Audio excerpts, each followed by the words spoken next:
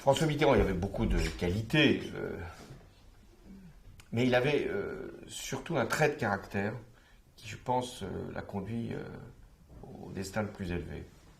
Il était obstiné, tenace. Il ne lâchait rien, pas même ses amis d'ailleurs. Et donc, il a subi des épreuves terribles avant d'être président, et surtout quand il était président, quand on regarde tout ce qui s'est produit durant ces 2 mandats. Et il a tenu bon, y compris même avant 1981. Mitterrand avait perdu en 1974 l'élection présidentielle face à Giscard d'Estaing. Il savait qu'il aurait 65 ans en 1981. À l'époque, on trouvait que 65 ans, c'était vieux pour être candidat. Donc beaucoup avaient tiré un trait sur François Mitterrand.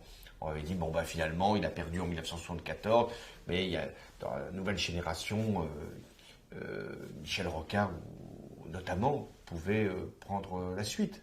Donc il n'était pas forcément espéré comme candidat par un certain nombre de ce qu'on appelle les électeurs de gauche. Il s'est sans doute posé la question.